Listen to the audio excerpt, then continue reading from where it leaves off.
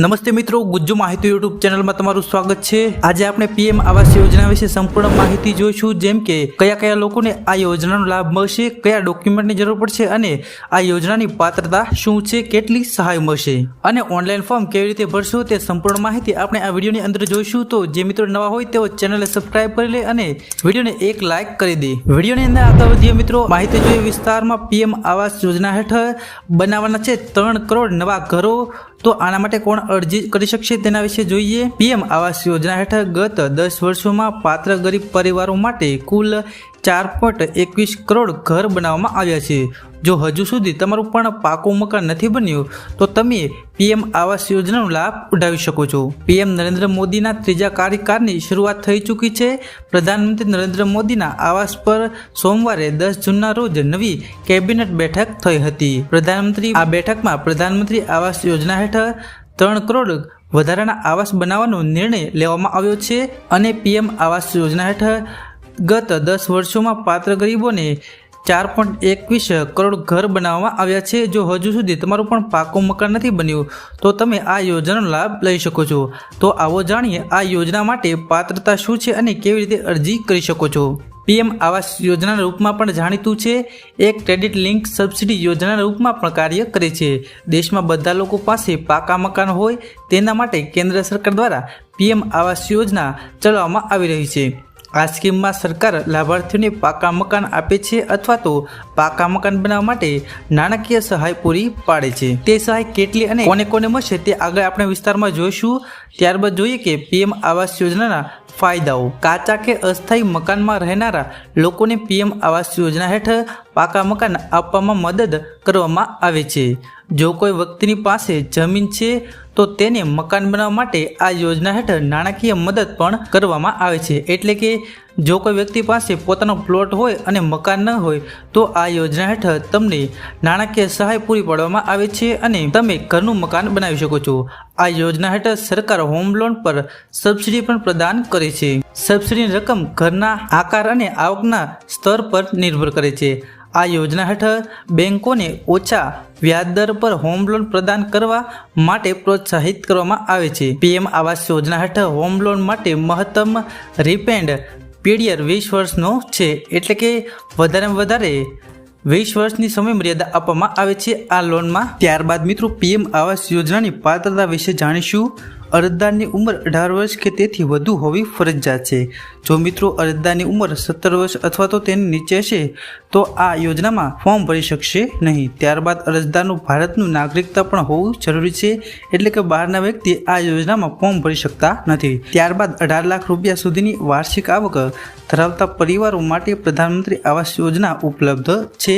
એટલે કે આવક મર્યાદામાં આ યોજનામાં 4 કેટેગરીમાં વહેંચવામાં આવ્યા છે, એટલે મહત્તમ 18 લાખ સુધીની આવક ધરાવતા લોકો આ યોજનામાં લાભ લઈ શકશે।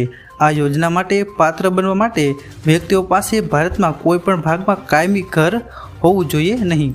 એટલે કે જો કોઈ વ્યક્તિ પાસે ભારતની અંદર કઈ પણ જગ્યાએ પોતાનું ઘર હશે તો આ યોજનામાં લાભ લઈ શકતા નથી।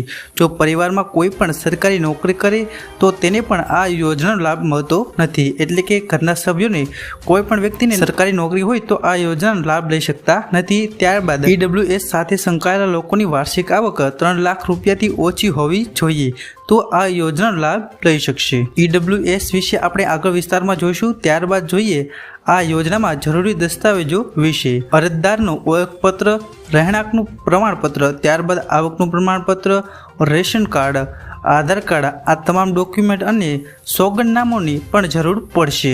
મિત્રો પીએમ આવાસ યોજના માટે તમે 2 રીતે એટલે કે એક ઓફલાઈન અને એક ઓનલાઈન બંને રીતે અરજી કરી શકાય છે।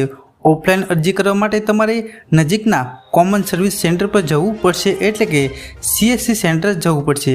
જ્યારે પ્રધાનમંત્રી આવાસ યોજનાના સત્તાવાર પોર્ટલ એટલે કે pmayg.nic.in દ્વારા ઓનલાઈન પણ અરજી તમે કરી શકો છો।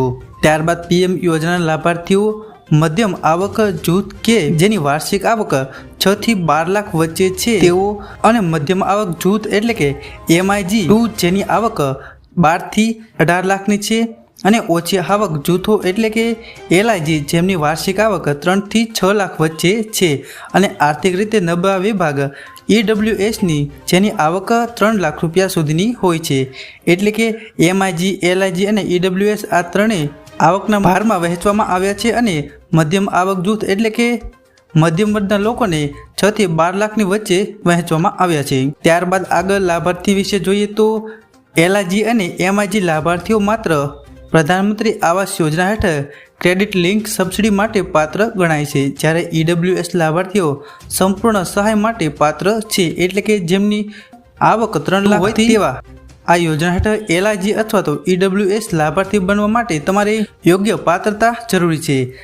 તો આ તમે ચાર્ટમાં જોઈ શકો છો પ્રધાનમંત્રી આવાસ યોજનાની પાત્રતા પરિણામો, ખાસ કે ઘરની કુલ આવક, એમાં EWS છે, LIG છે, LIG છે અને MIG2.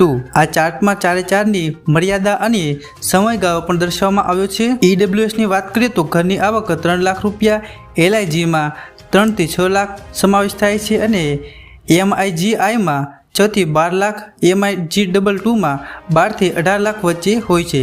મહત્તમ લોનની મુદત જોઈએ તો 20 વર્ષ, લગભગ તમામ કેટેગરીમાં 20 વર્ષ લોનની મુદત હોય છે. મહત્તમ નિવાસ એકમ કાર્પેટ વિસ્તારની વાત કરીએ તો આ કેટેગરી પ્રમાણે કેટલો ચોરસ મીટર તમે પ્લોટ ખરીદી શકો છો તેના વિશે છે. સબસિડી માટે મંજૂર લોનની મહત્તમ રકમ જે EWS હોય છે તેના માટે 6 લાખ છે, LIG છે 6 લાખ છે.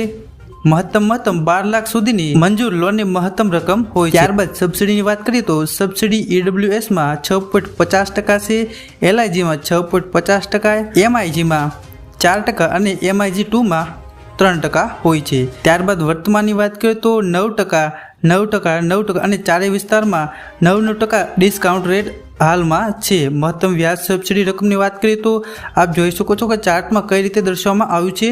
ત્યારબાદ આગળ વાત કરીએ તો મુખ્યમંત્રી ભૂપેન્દ્ર પટેલે વડાપ્રધાન નરેન્દ્ર મોદીના નેતૃત્વમાં નવનિયુક્ત કેન્દ્રીય મંત્રીમંડળની પ્રથમ કેબિનેટ બેઠકમાં દેશના ગરીબો માટે વધુ 3 કરોડ મકાનો PM આવાસ યોજના માટે બનાવવા માટે સહાય આપવા ગરીબ હિતલક્ષી નિર્ણયને આવકારીને અભિનંદન પાઠવ્યા હતા. એટલે કે PM મોદીના આ યોજનાને લઈને 3 કરોડ મકાનો બનાવવાના નિર્ણયને મુખ્યમંત્રી ભૂપેન્દ્ર પટેલે આવકારીને અભિનંદન પાઠવ્યા હતા. ત્યારબાદ શું છે તેના વિશે વિસ્તારમાં જોઈએ. પ્રધાનમંત્રી આવાસ યોજના એ એક સરકારી યોજના છે જે લોકોને પોતાનું ઘર બનાવવામાં મદદ કરે છે. લગભગ 2.5 લાખ રૂપિયા સરકાર દ્વારા આપવામાં આવે છે. પ્રધાનમંત્રી આવાસ યોજનાનો લાભ માત્ર ગરીબોને જ મળે છે, પરંતુ હવે શહેરી વિસ્તારમાં ગરીબ અને મધ્યમ વર્ગને પણ તેના દાયરામાં લાવવામાં આવ્યા છે. આવક પર આધારિત ઘણી કેટેગરી છે અને તે કેટેગરીના આધારે લોન પણ આપવામાં આવે છે. શરૂઆતમાં PM આવાસ યોજના હેઠળ હોમ લોનની રકમ 3 થી 6 લાખ રૂપિયા સુધી હતી અને તેના પર સબસિડી મળતી હતી. હવે માત્ર આર્થિક રીતે નબળા વર્ગના એવા લોકો જ આ યોજનાનો લાભ મળશે જેમની કમાણી 18 લાખ રૂપિયાથી વધુ નથી. લોઅર ઇન્કમ ગ્રુપ અથવા તો LIGમાં એવા લોકોનો સમાવેશ મળશે જેમની આવક 3 લાખથી 6 લાખ વચ્ચે છે. મધ્યમ આવક જૂથ અથવા તો MIG 6 લાખથી 18 લાખ રૂપિયાની કમાણી ધરાવતા લોકોને PM આવાસ યોજનાનો લાભ આપવામાં આવશે. એટલે કે ઝૂંપડપટ્ટીમાં રહેતા લોકો પણ આ યોજના હેઠળ આર્થિક સહાય આપવામાં આવશે. સૌપ્રથમ તે કેટેગરી એટલે કે MIG, LIG વગેરે ઓળખો કે જેના હેઠળ તમે PM આવાસ યોજના માટે અરજી કરવા ઈચ્છો છો. એટલે કે તમે ઓનલાઈન અરજી કરવા માટે આ કેટેગરી સિલેક્ટ કરવાની રહેશે. એટલે આવકની મર્યાદા આધારિત. આ પછી તમે ઓફિશિયલ વેબસાઇટ PMAYMIS.gov.in પર જાઓ અને ત્યારબાદ મુખ્ય મેનુ હેઠળ સિટીઝન એસેસમેન્ટ ઉપર ક્લિક કરો અને અરજદારની કેટેગરી પસંદ કરો.